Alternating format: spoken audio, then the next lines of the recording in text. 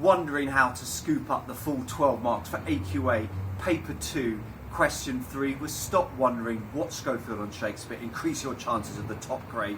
Let's get this on.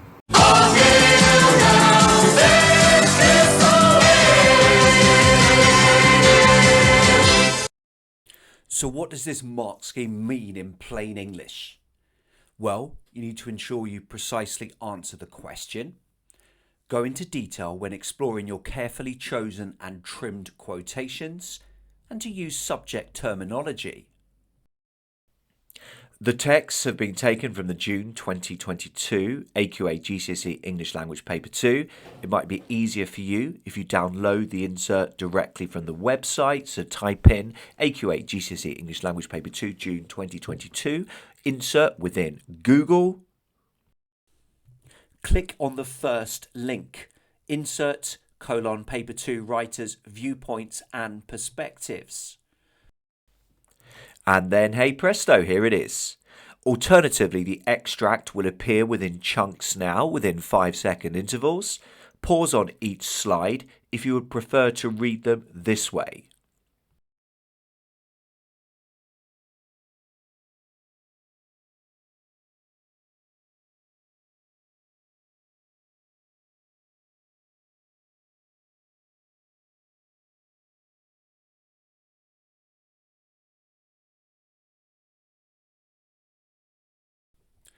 Now for the question. You now need to refer only to source A from lines 29 to 38. How does the writer use language to describe the rain and the storm? In the exam, you should draw a box around the lines specified in the question to make sure that you don't reference the wrong bits. It goes without saying you will not be given any marks for any analysis of lines outside the passage.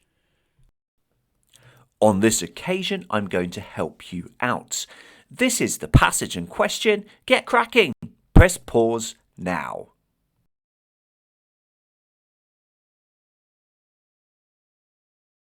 Now that you've written your response, compare it to mine in order to get an even more detailed understanding of what is required to scoop up those 12 marks. The start of the storm causes consternation amongst the campers, who rush frantically inside. There was a squall of activity, windows slammed shut, towels hastily gathered. The noun squall suggests that people are making loud, harsh cries as they coordinate the quickest possible ways of both sheltering and reducing damage to their belongings. Meanwhile, the verb slam suggests that windows are being closed quickly and forcefully to ensure that water doesn't leak inside, whilst the adverb hastily confirms the rapid instinctive movements of the campers as they grab towels, which are presumably drying outside, and bring them in. The rain itself is heavy, thick, steady drops, and causes dust to fly up from the dry ground. Kennedy notes that each raindrop sparked a plume of dust so fine it looked like steam, and that the soil looked as if it were boiling.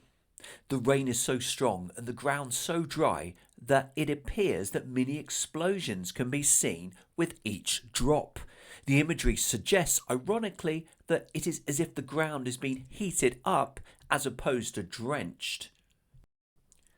The storm incorporates thunder, which is depicted as threatening. Kennedy references a low rumble of thunder rolling towards us, the starter flag for any decent storm. The verb rolling implies unstoppable, relentless movement in the direction of the campers. We get a sense of the sounds of thunder getting slowly louder. Meanwhile, the reference to the starter flag is more light-hearted, but nonetheless indicates that something significant is about to occur. The storm is going to be powerful and momentous enough to be figuratively ranked amongst other previous formidable storms. It is notable that the rain evolves over the course of the extracts. Initially, it seems fairly routine and largely unthreatening with the thick, steady drops. However, later on, it became more pack-like, shifting shapes like a flock of starlings. The hyphenated simile pack-like conjures up images of wild animals coordinating hunting, such as a pack of lions or tigers. However, the suggestion that the rain was shifting shapes like a flock of starlings implies that the rain is moving alarmingly quickly in great clumps and is becoming more unpredictable. The passage ends with further imagery about the violence of the storm. It was circling, slashing down, there was relentless battering. These verbs continue the imagery of the storm actively attacking the campers. Circling continues the hunting imagery of pack-like, whilst both slashing and battering confirms the extraordinary constant, repeated force of the rain against the tents. The whole experience is frightening for the humans trapped inside. How does this response scoop up the full 12 marks? Well, it immediately answers the question in the first sentence. There's nothing waffly like, the writer uses language to describe the rain and the storm to good effect. Make sure that you choose your textual detail judiciously. God damn it. Remember that a quotation is essentially copying. You get most of your marks for what you say about it. More sophisticated responses may reference the tone of the language, as I do here, when I point out that there is a slight shift to being more light-hearted with the use of the metaphor starter flag.